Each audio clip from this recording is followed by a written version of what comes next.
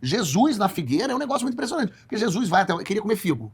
Ah, não, quero comer um figo. Não era época de figo. Diz na Bíblia, não era época de figo. Não, se não era época de figo. Jesus. Ele foi na figueira, não havia figo. Claro. Portanto, puto, amaldiçoou essa figueira e secou a figueira. De sacanagem, mas não era culpa dela. Não era época do figo. Não tinha Não tinha o que fazer. Não tinha o que fazer. Não dava pra pedir uma encomenda. Não tem figo. Era só ir na loja. Desculpa, amigo, você tem um figo que sobrou da época do figo? Tinha. Ele quis que a figueira tivesse figo na hora. E ele é Jesus, ele sabe. Ele sabe coisas muito mais difíceis do que na época de figo. E ele secou a figueira. A figueira foi seca.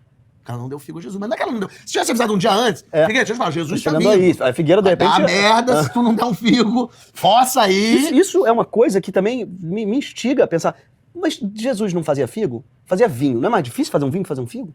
O vinho não seria uma uva que maturou, que tudo... O figo não é como é que se diz? Um alimento primário ali que você faz. Não podia, se ele conseguiu secar a figueira, não conseguia fazer a figueira da figo? Conseguia. Qual você acha que é a moral da história do figo? Também fico meio perdido com a moral da Bíblia. Eu vou explicar a moral dessa história pra você, Greg.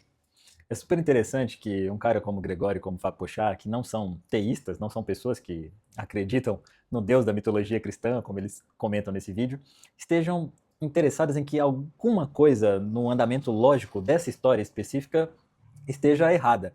E o Gregório pega muito bem, e o Fábio Porchat também, quer dizer, não era tempo de figos. Por que a figueira foi punida se não era tempo de figos? Quer dizer, conforme a sua própria natureza, ela não deveria produzir figos naquele tempo.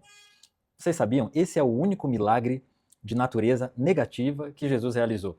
E a maioria dos crentes, das pessoas, jamais interpretam isso como precisaria ou como poderia ser interpretado. Jesus está ensinando, por meio dessa história, um princípio muito fundamental quando nós trabalhamos com leis universais e com leis mentais, que é o princípio da impessoalidade da lei. Tanto faz se você ativar esse princípio para o bem ou para o mal, ele vai funcionar. Seguido a essa história, quando eles percebem que a figueira estava seca, etc., Jesus faz um discurso sobre a fé, dizendo, em verdade eu digo a vocês, se vocês disserem para esse monte, atira-te daqui ao mar, ele vai se atirar. Quer dizer, a realidade objetiva, ela vai se alterar conforme a percepção do que você acreditar. Quer dizer, existe alguma coisa entre a relação fé, mente e realidade que tem uma total ligação.